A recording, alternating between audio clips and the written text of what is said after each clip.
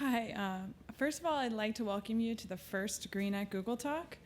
The goal of this series is to bring to Google professors, thought leaders, and authors to discuss issues relating to energy and the environment. So please join me in welcoming Jane Woodward. Jane is the founding shareholder and CEO of MAP, a private firm focused on acquiring and managing natural gas and renewable energy royalty interests in the onshore continental U.S. MAP funds a variety of sustainable energy education initiatives largely benefiting Stanford University students. I was able to go to China with Jane and 25 other students to study energy as a result of Jane and MAP's generosity. Since 1990, Jane has been a consulting associate professor at Stanford University, where she teaches classes on energy and the environment in the Civil and Environmental Engineering department. Jane holds a BA in geology from UCSB.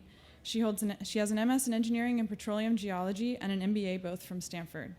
Today she'll be talking to us about the evolving energy revolution, where we are today and where we might be headed for tomorrow. And if you have any questions afterwards, there's an audience mic so that the VCs can pick it up. Thank you. Alice, thank you so much. So it's a treat to be with all of you today, those that are here in the physical audience and those of you that are in my virtual audience. This is going to be some fun. So I want to give you a sense of where this talk comes from and why Alice picked me to be here with you today. What you're basically going to get is the equivalent of what my Stanford students get in a class I've taught for 20 years at Stanford, which is called Energy Resources. But I launch that class that has 30 lectures and now 8 or 9 field trips in it every year with whatever the latest version of this lecture is. So it's a lecture that's dynamic over time. I also have given a lecture like this to a variety of audiences that I've never sought, but that have kind of come through the organic method that I've ended up with you here today because Alice said, hey, Jane, will you come give that talk? And the title used to be a little different.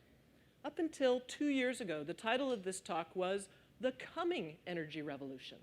The energy revolution I've been begging and praying for. And the good news is a couple years ago, the evidence was there we could change the title.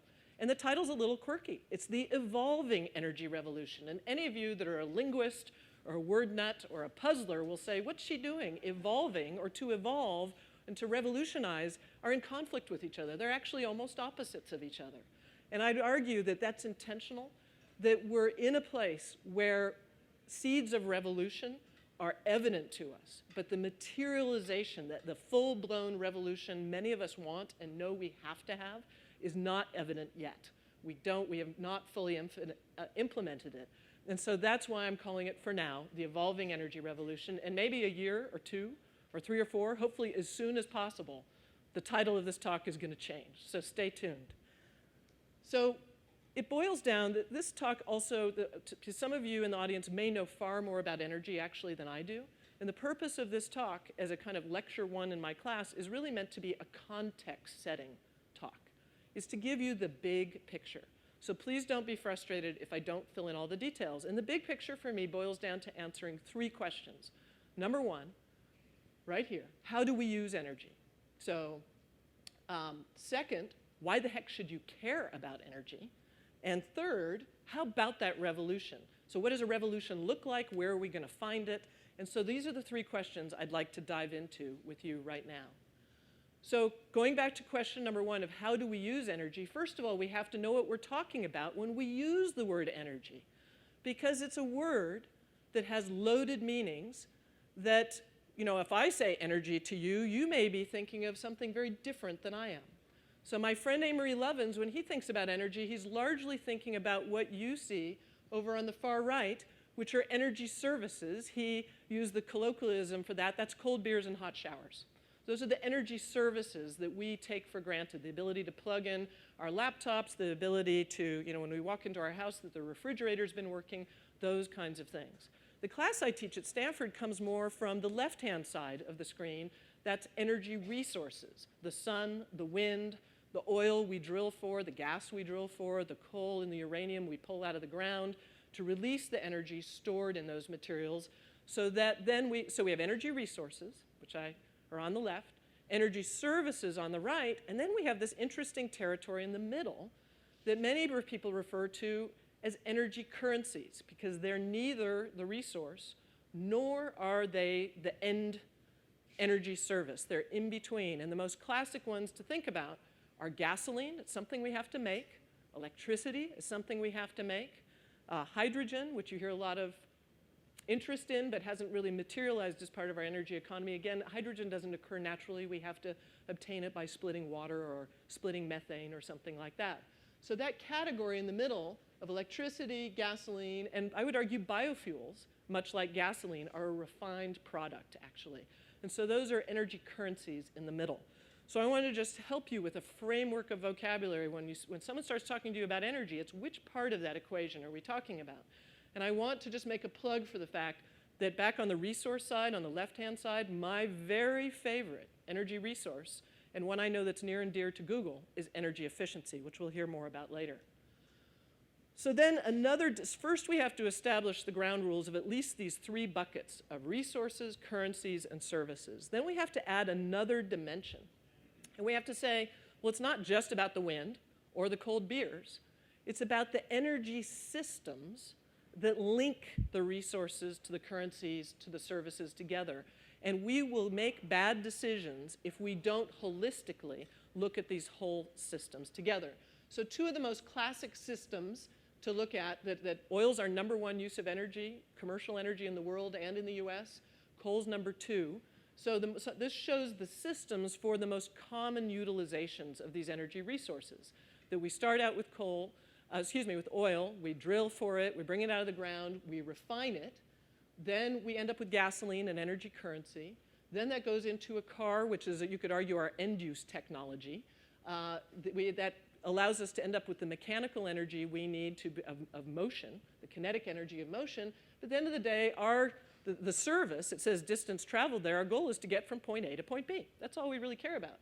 And I'm going to highlight for you that most commonly, if you take the energy content of that oil, and my job to get your job to go from point A to point B, currently we're about 1% efficient in terms of the energy we put into that and in terms of the energy service that comes out. And so if we don't understand that, so you might think that it's really all about what's the fuel efficiency in my car. No, it's a much bigger life cycle analysis that we need to do of the whole system. Similarly with coal, which is our largest single use of electricity in the world and in the US, there we go into a power plant. From there, we generate electricity. The currency then goes into an end-use device of a lamp, which our goal is the energy service of illumination. Most lighting in the United States today is still incandescent lighting. When you do the math on the efficiency of the energy content of that coal and bring it through to the delivery of illumination, once again, we're about 1% efficient. So most Americans are not aware of thinking about the full system, and they're kind of horrified when they discover that, wow, we're going to war to protect access to oil. We have environmental consequences associated with oil. Coal, we'll talk about in a minute, is the largest single use of the US rail system, is to move coal around. And wow, and we're only 1% efficient at doing this. So, this is why it's a great thing to launch my class with. Because I say to these 130, 140 students, this is why we're here, is there's such a great opportunity to improve this. Next, in this, how do we use energy? What is energy and how do we use it? Is to give you a snapshot of the world and then of the US. So what you see here are two pie charts of the world and our energy patterns of use. The one on your left-hand side is showing you commercial use of energy for the world. And you'll see the main point I want to make is that 88% of all energy used, I'm going to explain commercial in just a minute, all commercial energy is coming from our three fossil fuels: oil, coal, and natural gas. We call those fossil fuels because the chemical energy, which is what we're trying to harness, stored in the molecules of gas and coal and oil, comes from the fossil remains of plants and animals. And so we usually burn that, and the result is we are able to release energy in the form of heat and other forms that we use to deliver energy services. So I want to make the fossil-rich point about that pie graph on your left. Let me explain commercial. When it comes to the world, we've got about 6.8 billion people in the world. Some of the best numbers out there suggest that still in the neighborhood of 15 to 20% of those people have no access to commercial energy. That's these kinds of energy. So the other kind of energy is traditional energy. And that's human and animal labor and human and animal waste, and then whatever you can deforest to get your hands on to stay warm and to cook your food. So those are not shown in this pie chart because they're not tradable, using currencies. And that's all that we can track is the commercial use of energy. Now on your right-hand side is the other pie chart, and I've made these pies the same size, even though the one on the right, electricity, should be about a third the size of the other, if you were thinking about it in true dimensions, which is we use about a third of world energy to generate electricity. And so what's the mix of our electric power use?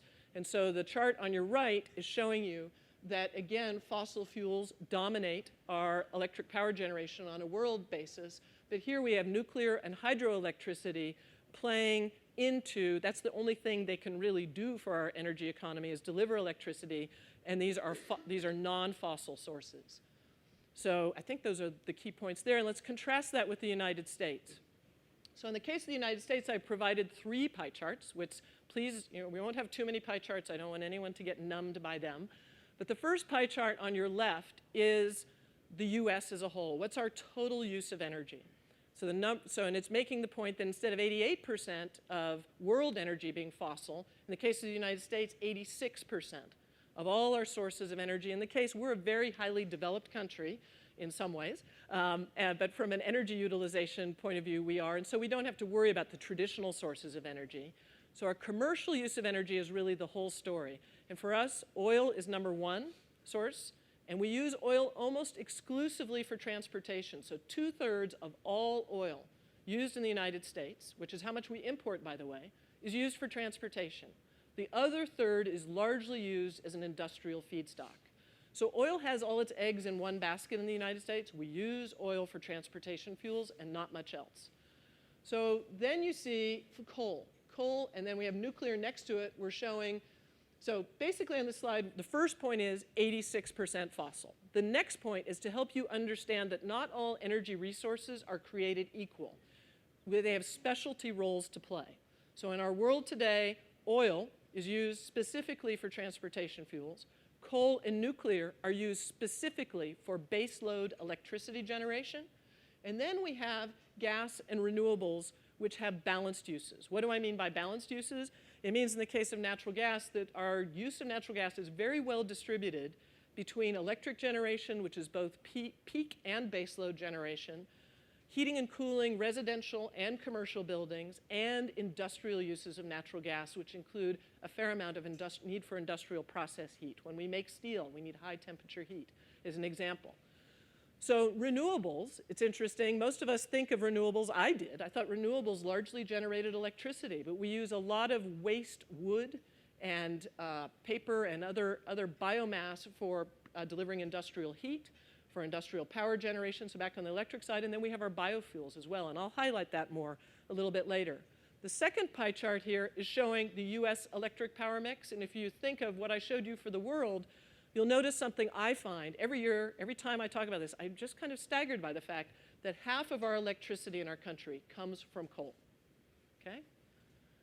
Half of our electricity in this country comes from coal. In California, where we are, at least today, where I'm standing, we get none of our electricity from coal. So, it's easy to not have the national context. In California, we have the benefit of some other sources of electricity, and we're not as dependent on coal as other parts of our country are. So just thinking about the coal part is significant. The second largest source of electricity is natural gas. Then we have nuclear. We can talk a bit more about that in a second, but I really want to highlight that 50% coal, because that's something I would argue to you is part of an area of revolution where things are going to change pretty dramatically over the next 10 to 20 years. Finally, the third pie chart, I'm doing something I didn't do for the world and saying, so back to the full energy, not the electricity picture, where do we use it? What matters? If we're thinking about which sectors of our economy we're going to target to improve those 1%, obviously we want to improve the oil to moving me from point A to point B, which is that 1% yield on the BTUs we put in. Same thing on the other example I gave you. But of all the energy we use, about a third goes to transport, about 40% goes to buildings, is used in buildings, and the rest is used in the industrial sector. So these, you say, wow, those are areas we should, let's think about. What are the opportunities there? This is an intimidating visual image for most people. Not maybe for a bunch of you, but there's a very technical term associated with it. I'm speaking at lunchtime for those people that may not know that. This is called a spaghetti diagram. So that's our lunchtime special. And what's shown on the left-hand side is all the inflows into our energy economy. So basically the energy resources that go in. And on the right-hand side is showing you what comes out the other end. And what comes out the other end is we have a net 57% loss of what goes in. So there are some energy processes and systems that are a little more efficient than the coal to illumination and the oil to driving that I showed you earlier. So that's the good news. But I would argue that that 57% that is lost, and if those of us that have had thermodynamics know it's not really lost, it's just energy that ends up in a state, in a form, where we're not harnessing it for a useful purpose. And that's our opportunity. I'm going to just keep going and then catch questions at the end, which I'd love to do. So I think I gave you just a handful of slides to cover question number 1, which is how do we use energy? Now this is the part I want to try and hook you in, if you're not hooked already, and say, why should you care? So there's 3 themes I want to touch on. First of all, I want to say, let's talk about costs. The fundamental premise is we don't price energy well at all. We are offering it to Earth's population at a ridiculous discount. And that is why we've gotten ourselves into a series of problems, because if something's much cheaper than it actually really costs, then we all consume way too much of it and create a bunch of problems. Second, I'll just touch briefly on the fact there's some national security issues associated with some of the choices we've made. And finally, I want to talk about the environmental impacts. One of the statements I've made year after year after year when I open my first class is most people, over the last 20 years I've been teaching, have discovered an intense interest in energy through their intense interest in the environment. So they come to Stanford to study environmental engineering, and then they take a kind of big picture energy class, and they're like, oh my goodness. Because often their interest is looking at a specific aspect of air emissions from power plants, but they're doing a lot of work on how to solve those air emissions, but they actually they're not provided a context with, well, where do those emissions come from in the first place, and what could we do to evaluate the whole system to stop them being delivered in the first place? So let's look at those 3 sub-questions, really, of why should you care? And as I said, if you don't already, my job is to get you hooked. So this is a very old cartoon, but it's a very good cartoon. And it's meant to drive home the point that when we go fill up our cars with gasoline, we are not paying the full price of the true cost of that gasoline. So we have certainly significant social costs, depending on whose work you're looking at, and depending on what so let me just back up a moment and say that the purpose of this slide is to pause and make sure that this audience and anyone else listening has an appreciation for the difference between private costs and social costs. And then we'll talk about, and then to touch on subsidies, and then we'll say, well, so what, okay? So private costs is what we pay for at the gas pump today, and what you pay for in your electric bill, in your gas bill that PG&E or the city of Palo Alto or whoever your utility provider might be. So those are the private costs. That's what we pay today. And in a perfect world, the private costs, truly, most economists would tell you, we'd end up with very sustainable outcomes if your private cost included all the social costs of using energy. Unfortunately, we have some very significant gaps. So I would argue to you in the case of oil that all those tanks and the things described there are not being, so we don't have even though we're making some progress about talking about how much the war is costing us, we still have not allocated it to every gallon of gasoline we're buying at the pump. So the cost of defending access to gasoline is not incorporated. I'm old enough to know that when my parents were driving me around as a youngster, we had lead in the gasoline. We still have Superfund sites around our country where we're still cleaning up the lead in the gasoline that we banned quite some time ago. So that's a social cost where taxpayers today are paying for a social cost of gasoline 30 and 40 years ago that's presenting a cleanup problem. That would be an example. Another example would be climate change. So the very significant contribution that transportation makes to the climate change equation, we have no, or you could put it on the power sector too. Right now we have no way of pricing that, and it's just accumulating as a societal and social cost, which we'll talk more about in a moment. So subsidies are a little bit interesting. Some very nice person here in the front row was saying, well, I love solar. So many people say to me, well, I love solar, but it doesn't make any sense. And part of the reason solar doesn't make sense is that, and this is a big topic, so I have to be careful about how I wade into it, but there's a perception that renewables don't make sense without government intervention in the private cost, social cost balancing. Okay? So it turns out, the sun and the wind do not present us with any climate change costs that our fossil fuels do. And we don't have any market mechanism right now for reflecting that.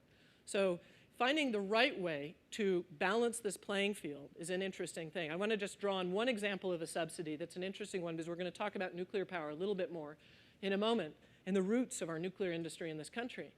So it turns out that our country right after World War II, got very excited about nuclear power for a lot of good reasons, and believed it would be too cheap to meter, and believed we needed to do something with the power of nuclear energy, which had been used for some other purposes recently. And so everybody got excited to build nuclear power plants, and they looked around and said, well, who's going to insure these plants? And everybody was like, well, the banks aren't, and the insurance companies aren't. And so in the end, because the government was so committed to the fact that this was going to be a panacea for our energy world at the time, the government stepped up with the Price-Anderson Act and said, we will be the insurer of last resort.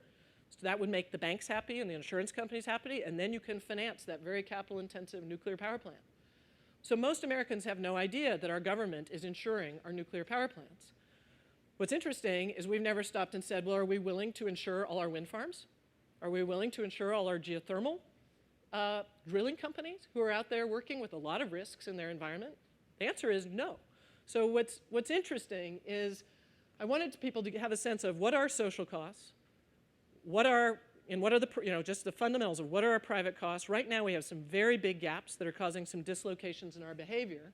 And there's some other ones listed here, but those are good examples. And I would argue that until we can create more transparency, whether it's at your gas pump, and at least give you the information, whether we charge you for it properly or not, at the gasoline pump and in your utility bill of what the social costs are, which in your utility bills, the state utility commissions have been working now, so you actually do get more information, whether everybody reads it or not, I don't know, about what the social costs are of your electric power mix. We're making some progress, but until we do that, we're going to continue to accumulate some very significant societal costs associated with our energy mix, and we'll talk a bit about what those are. So I wanted to make the point, going back to now talking about more the national security aspect of energy and pointing to oil, which remember we import 2/3 of our oil. So where do we fit from, sorry, I'm skipping ahead. In this slide, it's just our overall energy consumption. So there's an environmental or resource justice issue possibly around the fact that we have less than 5% of the world's population, and we're consuming 20% of the commercial energy of our planet today, and we're generating a proportional and equal amount of greenhouse gas emissions and CO2. So that's why when we have large global climate negotiations, the world is looking at the United States to play a significant role. So it was very exciting to me when Hillary Clinton, very early in her term, very quickly appointed a special envoy for climate as part of her role as Secretary of Energy, something that's never happened before, because this is an important part of our responsibility in the global community. So this was the slide I thought I was going to be addressing, which is talking about imports. So most Americans are aware, because of the war and some other things, that we are dependent on imports, but we usually don't get a lens of where that oil comes from. As you see from this chart, we get in the neighborhood of 30% of our oil from really reasonably, or to quite friendly, I would say quite friendly neighbors in Mexico and Canada. It's the rest of where our import mix comes from, and it doesn't need to be a very big percentage, actually, to cause some agitation. And I don't want to name any names or point any fingers. I just want to say, here's what the portfolio looks like as of the last year or so. And so that poses some risk for us. And the fact, people will argue that the economic impact of importing a lot of something is not a big deal. But I think to the extent we have to devote a lot of resources as a nation to manage the risks associated with that, and we don't put it on our price at the gas pump, that's just a social cost. Ooh, this is a bit of a noisy slide, but when you're trying to summarize what's significant about the environment, the linkage between energy and environment, there's several points to make, and I was trying to limit the number of slides, so let's see how we do here. At the top, there's a couple key points. Number one, as I pointed out earlier, energy and environment, by its nature, poses environmental justice issues. It turns out that a lot of the environmental impacts of energy use that's benefiting the wealthy the social costs tend to fall on the poor, to put it succinctly, semi-succinctly. We also have, there's shorter term impacts, but we're accumulating, as I was saying, our bank accounts, our deficits, if you will, are getting pretty big in terms of the liabilities we're leaving future generations with respect to climate change, nuclear waste, which lasts a very long time, even though there's very little of it. And I know people have different views about that. And then extinction, that we have species extinction issues around the fact that these three topics, our land, our water, and our air, are fundamentally and profoundly affected by our patterns of energy use. So land, I'll just pick one example out of each of these columns. But on the land side, most Americans have no idea that if you took all our infrastructure related to roads and cars and added it all up, patched it all together, it would be the size of the state of Georgia. Okay, are we cool with that? Have we ever thought about creating a budget and saying we're only going to let this much land get used for this kind of infrastructure? Particularly in our country, we have a sense of vastness that we can just keep creating this stuff and we'll figure it out. But we don't have a way. I tease a colleague I work very closely with that they'll show me these really large numbers. And I say, well, what does that really mean? Put it in the context of something I can understand. When you say all our road infrastructure equals the size of the state of Georgia, then it's like, wow, that's a lot. On water, I was fascinated to realize that the largest single source of fresh water withdrawal from lakes, rivers, etc., the largest single purpose for that is pulling water so that we can put it into our thermal power plants. And that for every kilowatt hour you see on your electric power bill that you use at home, half a gallon of water got consumed to produce that. What does consuming water mean? It means it got lost to evaporation. Is that okay? Is it not? How do we create a dialogue about that? And most of us know that today there's a variety of reasons in the legacy of our regulation that we don't price water itself well with respect to its social costs versus its private costs. So that's a compounding aspect of energy and water that you're going to see much more discussion of in the future. And then there's another aspect of water, which is just the contamination impacts. If you take abandoned uranium and coal mines where the tailings have been laying out at the surface and they're exposed to weather, and then you get leakage of every element in the periodic table that was in that coal, mining, that then leaches into aquifers, that's a different kind of water problem, which is not consuming it or heating it, which is what we do in thermal power plants, it's the contamination of it. And then air, I think just quickly, most people have heard a bit about NOx or nitrous oxides. That leads to haze and smog. Then we have sulfur dioxide, which is our primary source of acid rain. And finally, and there's other topics and then the other big one is climate change. So, and when you think of, and I'll show this in just a moment, when you think of greenhouse gas emissions, really the only thing to think about from my point of view that mankind has a linkage to, it's our energy use patterns. So this is just, when you say how much does energy contribute to climate change, I think these pie charts speak for themselves. This comes from our Energy Information Administration, which is on a world basis, it's in the neighborhood of 61%. In the US, it's 86%. At the end of the day, the number one thing, when we think if we're all going to agree that climate change is something we should all worry about, and they say, what is it? What's the single thing we could do to make a difference?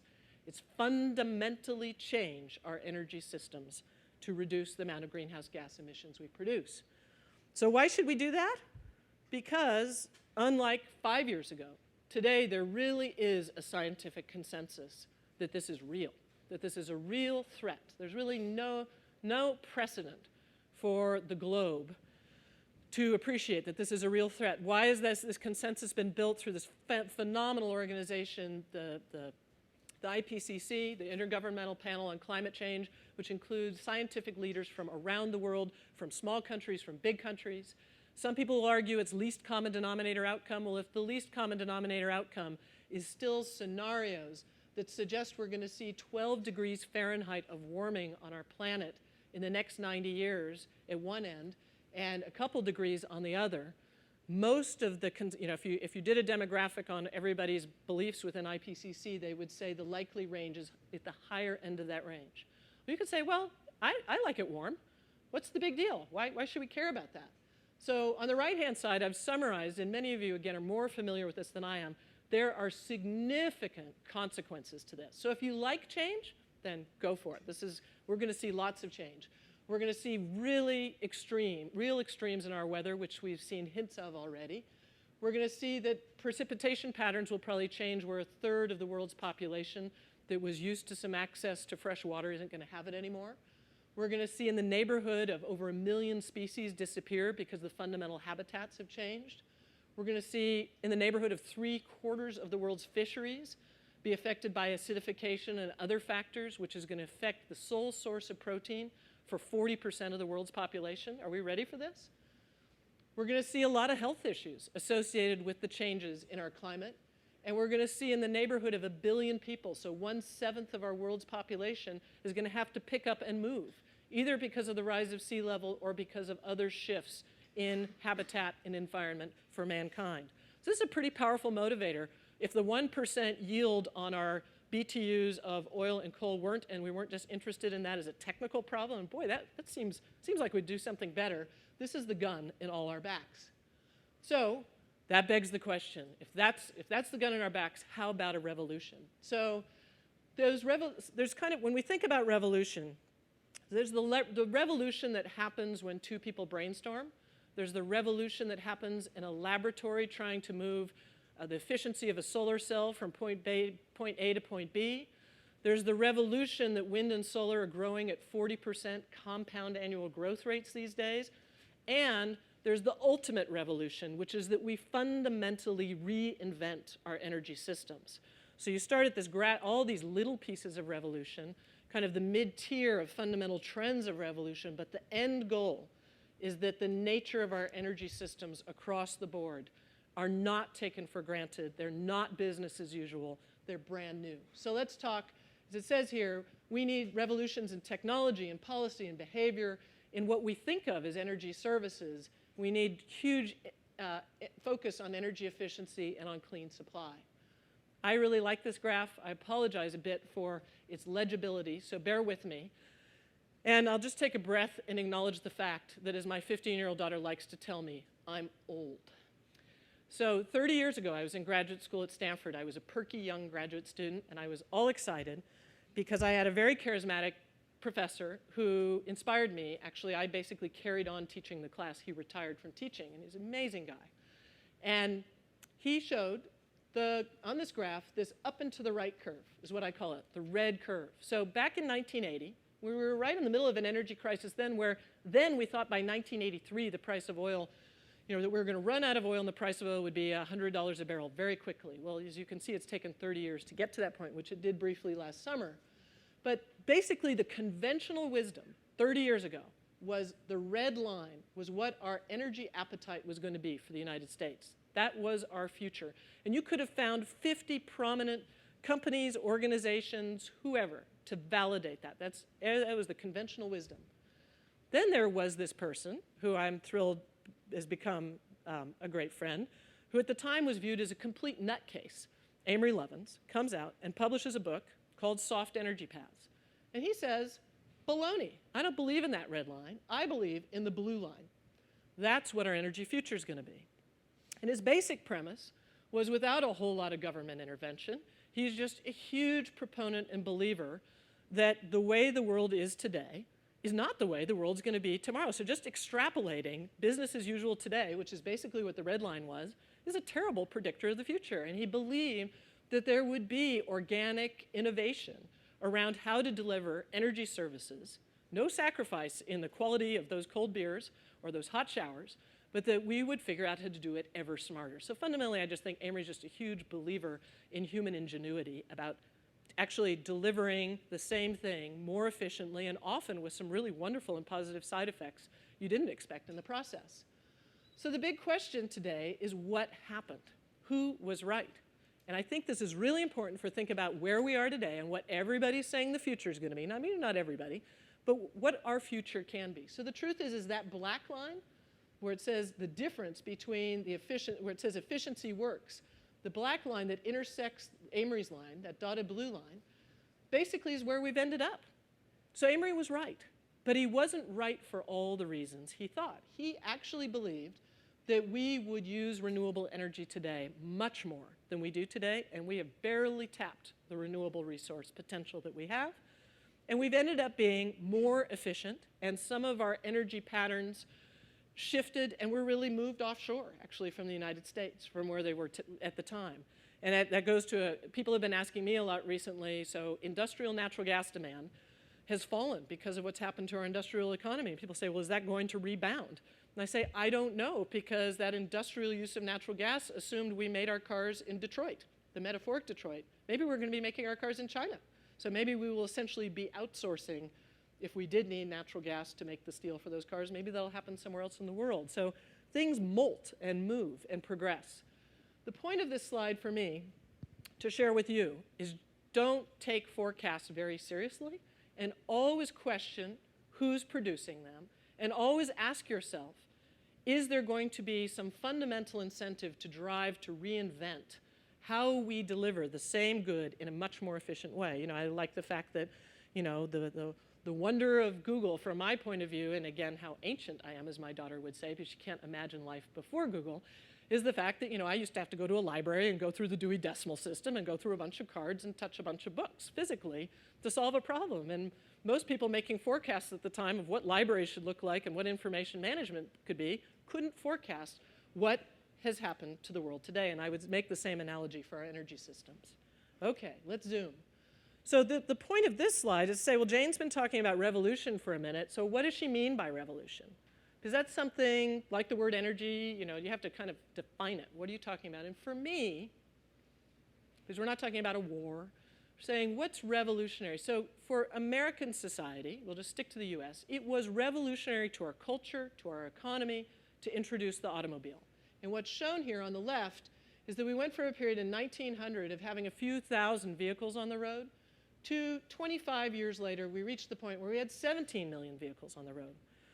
Is that revolutionary or not? I would just say the shape of that curve was really good. And today, just for context, so back then we had 17 million.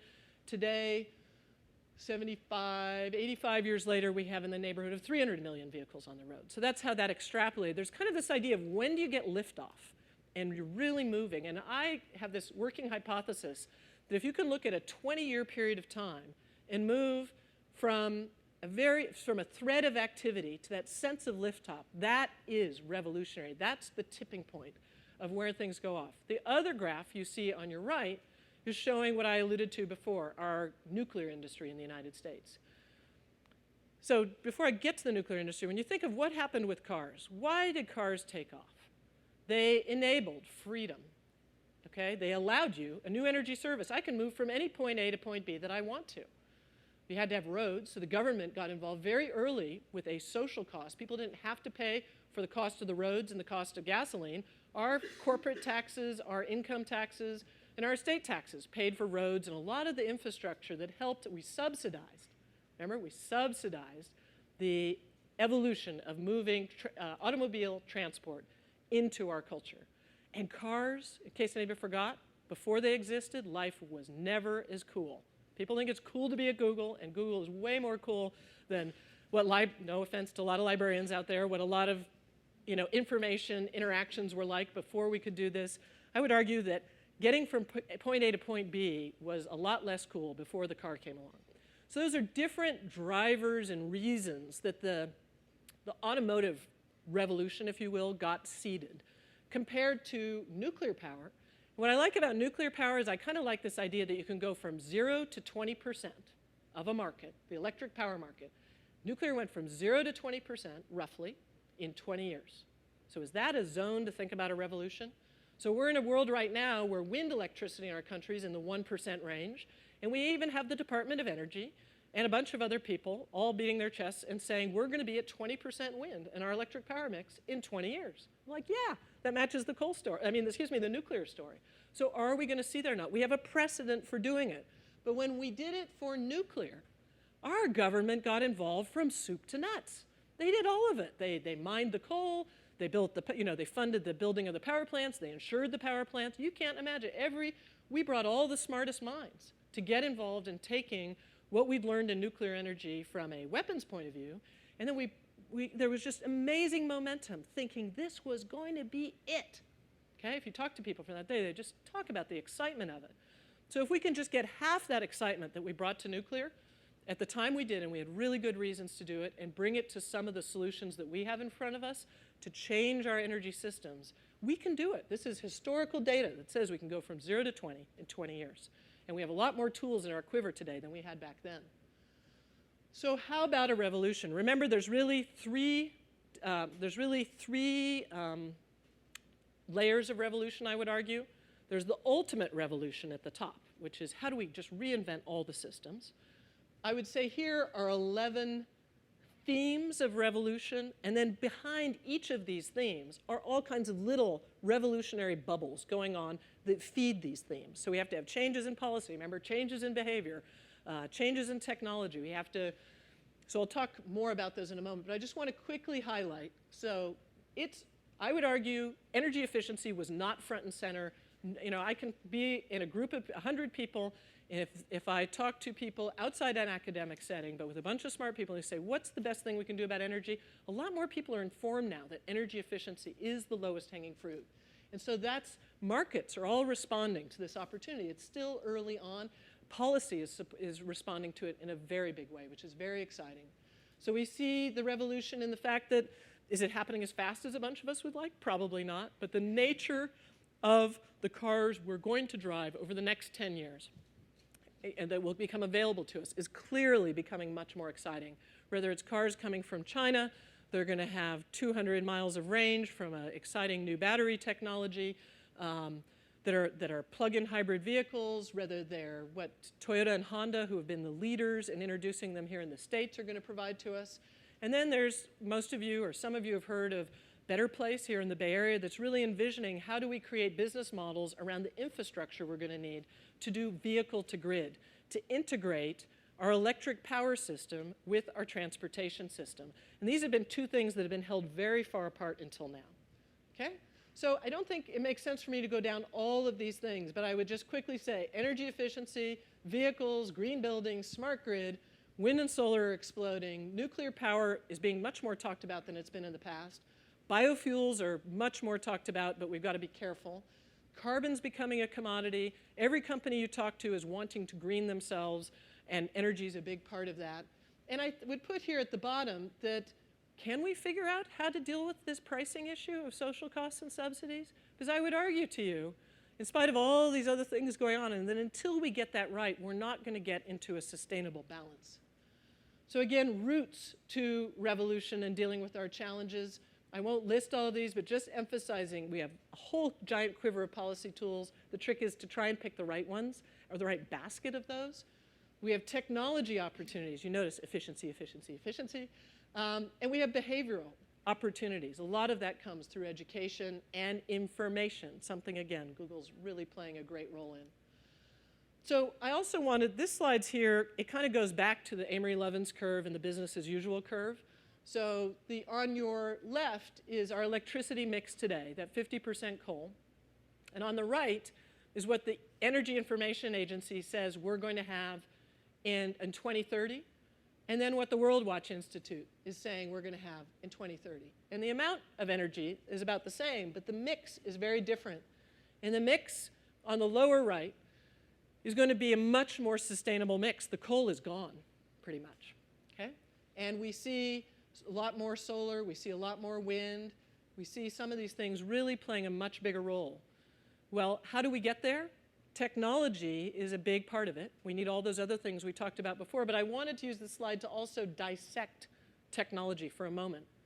Part of what's so exciting is everyone I talked to today is getting involved in meeting our energy challenge. And these are people that have amazing histories in materials science, in other industries, in information technology, all kinds of disciplines. In accounting, I just spoke to a great woman here who's got a renewables background in accounting. So what we're finding is everybody's reinventing themselves about how to be part of this problem. Well, we need two kinds of technology and we need the new, latest, greatest technology applied to get here, but there's an amazing amount of existing technology.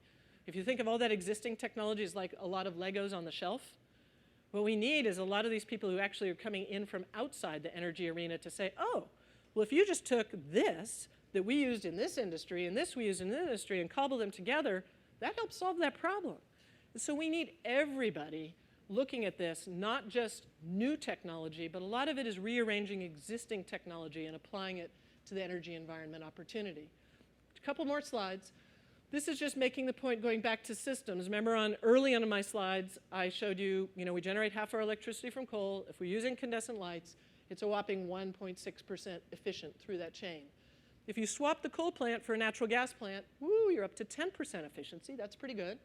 And if you swapped the, simultaneously also you replace the incandescent bulb with a CFL, compact fluorescent light bulb. So then you get up to 10%. If you swap that CFL for an advanced LED, then you have an overall efficiency of 17%. So that's kind of operating within the conventional paradigm, and that's operating in a world where we have natural gas, which is a baseload source of electricity and a peaking source of electricity.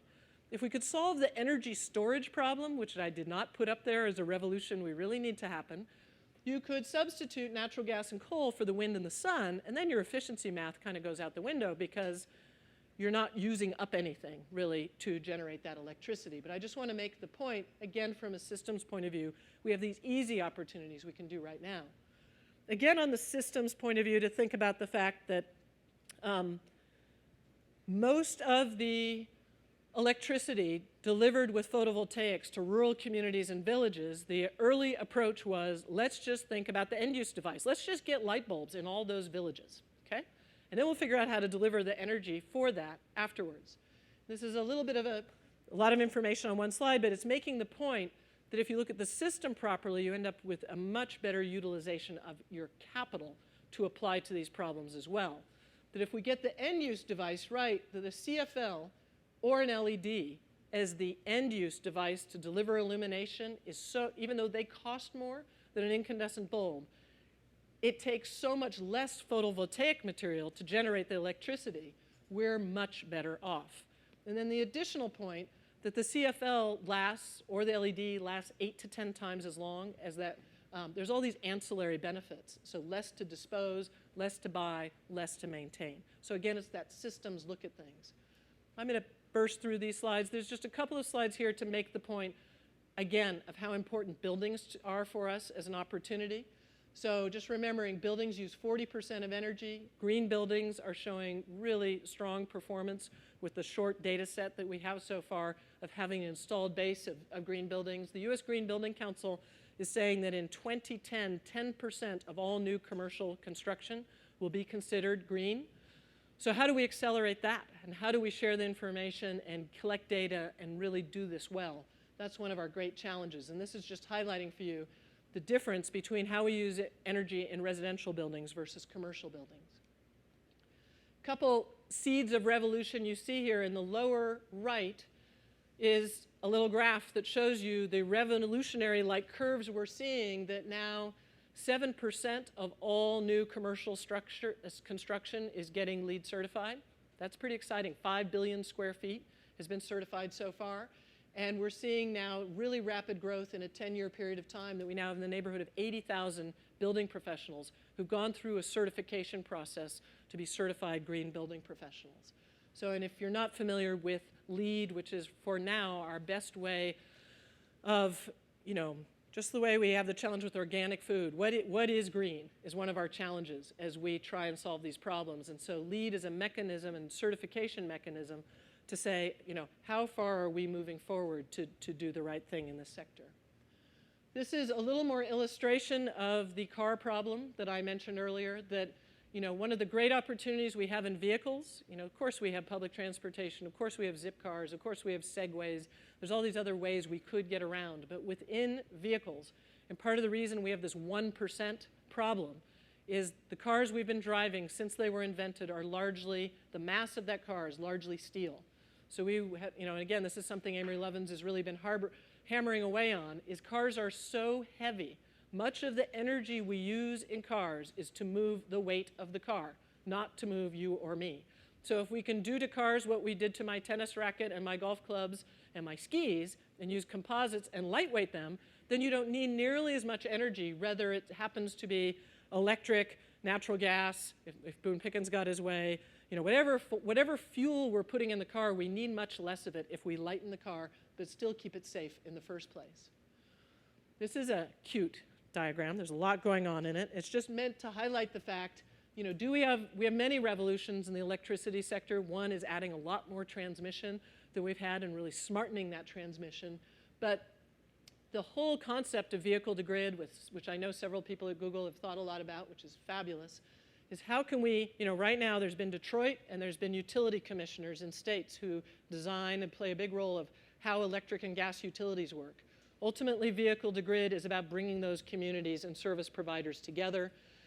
The most powerful way to think about it, I think, is a typical home uses in the neighborhood needs the capacity, the electric generating capacity of about 3, 4, 5, the most, kilowatts of electricity. That amount of power that needs to be able to access to make that house work. Well, if you took your brand new, maybe Toyota Camry, and you actually thought of it as a power plant, it's about a 4 kilowatt power plant.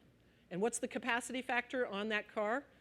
24/7, 365. Do most of us actually run our car more than about 1% of the hours in a year? 2%, 3% maybe? So imagine if you could better utilize the steel and the engine in your car, and if utilities had access to your car and could imagine it as a power plant and as a battery storage opportunity, an energy storage opportunity, so that we start thinking about our cars as actually like you maybe think about cell phones. They're distributed power sources and sources of storing energy out there, and they can be connected to the grid. So imagine a world, if some of you have already done this already and are working hard on it, where really our automobile fleet becomes an extension of our electric power generating infrastructure of our country. It's going to be very exciting. And I think the point here, you know, we finally have the regulatory support across our country to drive for smart meters, which those of you who care about data, you know that if you have to have a smart meter to have good information moving, and for us to really be at this place where the grid no longer ends at the meter. And what's going on inside buildings and around buildings on the, if you will, on the retail side of the meter is now all going to get smarter and connected to the wholesale side. Very quickly, renewables. A couple people when I came in were very interested in this topic. Just before I talk about how fast they're growing, the reminder is we're starting from a very small slice of the pie.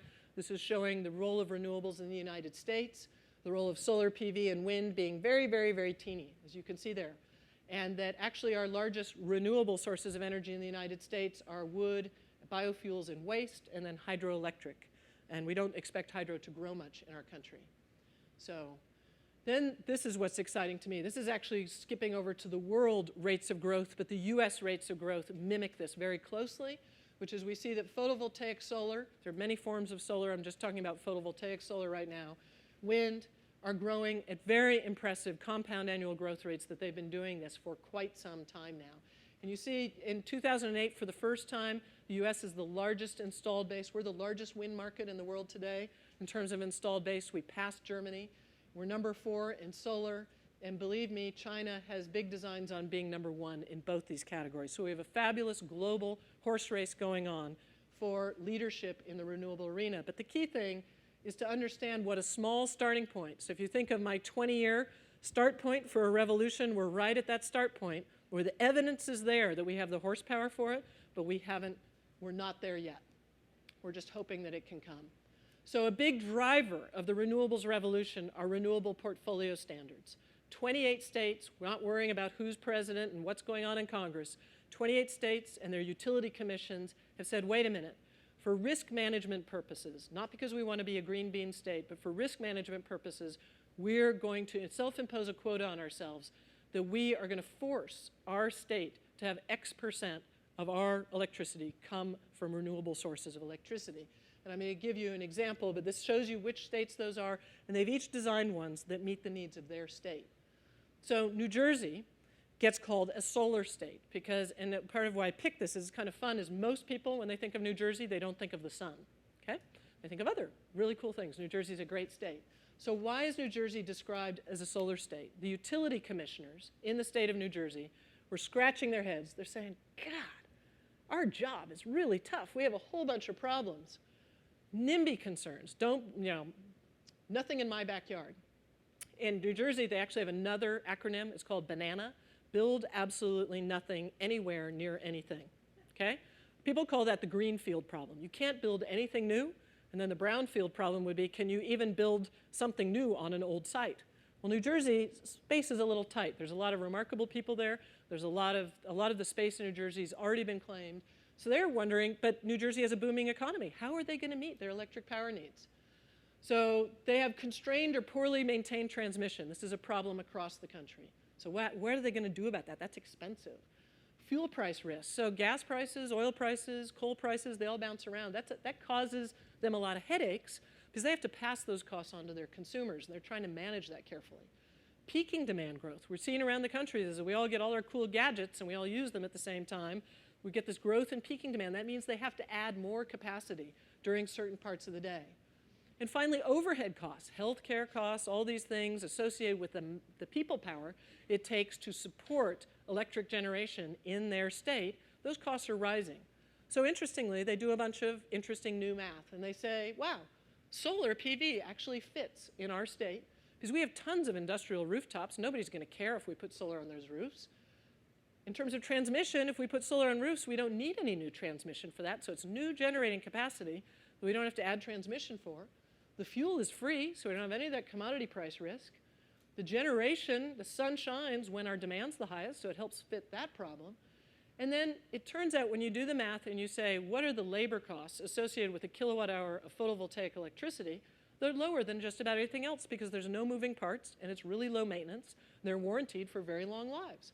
So wow, 5 significant problems solved for these utility commissioners. And then we haven't even talked about the fact that it's carbon free. So if we have a carbon tax and we have other things coming down the road, it's a great hedge for them against that issue. So as a result, New Jersey enacted policies to really subsidize, incentive, bring solar photovoltaics into their electric power mix. So I wanted to help you understand what's driven here the renewable portfolio standards. It's thought processes like that. I'm tempted to skip this slide, but I'm just going to show it to you briefly. There are 2 fabulous guys, Sokolow and Pacala at Princeton University, who've branded, really, the thought around the wedges. So the wedges are the things we need to do to really make a difference in climate change. And you have to do some very big things. I'll give you an example. It says replace 1,400 large coal-fired plants with gas-fired plants. That would give you 1 wedge of carbon reduction. They would argue we need to do 8 of those to get out of trouble. So that's a very significant thing that we have to do. So it's just to at least include this idea of the wedges in your vocabulary, that each individual wedge is a huge commitment by our country and by our planet to do this. And we have to do 8 of them, and we need a portfolio of them to get us where we need to go. Oops, okay. Quickly, part of what we need, I talked about behavior. So we're seeing in our popular press, the good news is no matter what publication you pick up today, they're publishing a green issue and talking about how we address climate change. So I really think the fact that climate change is so embedded in the public consciousness, and you do the simple math, cause is energy, effect is climate change. How do we reinvent energy? That's where we start getting a revolution. We have companies like GE and BP who renamed themselves, have reinvented their cultures, and of course we have green at Google. So that's a great thing as well. And I've been asked a lot by people, what about the administration? So what was so exciting was even before Obama got in office, but certainly right afterward, the announcements being made about who the leadership in his administration would be from an energy and environment point of view was just one piece of good news after another. So I can't tell you, John Holdren is as good as it gets, Stephen Chu is as good as it gets, Lisa's amazing. The fact I said that Clinton very quickly announced a climate envoy just dedicated to this topic is huge for rebuilding a global belief that the US cares about dealing with this topic. And so there's several, and everything, the stimulus bills, I think, as most Americans have figured out, has some very nice support for significant parts of the energy revolution we need to have. So when you think about where are we headed and how could Jane's talk be different 5 years from now, the sooner the better, what are some predictions, where are we headed? So I think that we're going to make a huge move. I talked about our overall energy system, we have 57% losses. That's one of the things we're going to be attacking all over that spaghetti diagram, is how to reduce those losses. because that's, Amory would say that's the lunch you're paid to eat instead of there's no free lunch. In a lot of cases, that it's really inexpensive to go after that. Our concern over climate change, there was just an announcement this morning, very early when I was reading the New York Times, that I think the momentum in this administration to work towards a price on carbon, whether it's cap and trade or a carbon tax, at this point, we just need to start incorporating that social cost in terms of affecting our decisions. Smart grid is going to happen. How it'll happen is a little unclear. Major change in the way we support from an energy system point of view. Individual transportation, I think, will happen over the next 20 years. I think the fact that many people see a nuclear renaissance potentially go on will largely get derailed by the fact that it's just too expensive, and there are other things we might need to be subsidizing besides nuclear today. Wind, the great rates of growth we're seeing in wind and solar, I think everybody should expect those to stay sustained and grow, even though in the very short term now we're adjusting to the economy and some changes in policy. Those are short-term blips. And I think water is going to really rise as an issue interconnected with energy and environment as something that we have to come to grips with because of the compounding effect of not dealing with the social costs of water and not dealing with the social costs of energy, and that use of water is so tied into our energy paradigm. So I want to end with 3 thoughts or quotes from other smart people. When I took that class at Stanford 30 years ago, Sheikh Yamani was in charge of OPEC. And today, Sheikh Yamani spends his life giving speeches that basically tee off with the idea that the Stone Age didn't end because we ran out of stones. The Stone Age ended because we got a heck of a lot smarter, which is basically Amory's premise and the premise of many people here in what you do at Google every day. We've got Thomas Friedman, who most people are aware of, who basically, he stood at Stanford, and Alice might have been in the audience, and he made a great presentation at Stanford's Energy Crossroads, this great thing that the students have driven at Stanford, and he stood there quietly and he said, we're funding both sides of this war. Fundamentally talking about the national security and social costs that it's hard for us to put a price on, it's hard for us to figure out how to respond to, and we're all trying to do the right thing. We just don't have all the information yet to help us make some of the choices we desperately want to. And then John Holdren, who I mentioned is the very best advisor our president could have today, makes the point that if we can really turn our behavior in the next 10 years, we actually have a prayer of addressing the great, great societal challenge of climate change. And really, literally, just before I came here, I had the inspiration to add one last slide, which many of you are waiting for that one last slide. But on your left is from Sokolow and Pakala and others who basically say, if we go business as usual, this is what our carbon picture looks like. And then it shows in the green the 8 wedges we need to start to drive the carbon problem, or the greenhouse gas emission problem, down to where it needs to be. So I would argue that up and to the right curve there is a lot like the one we saw in the earlier slide I showed you. And that most people just say, well, that's the road everybody travels, is that up and to the right. And I found myself thinking about Robert Frost and that road less traveled. And I think our societal opportunity today is we have to take the road less traveled, and it will make all the difference. Thanks, everybody.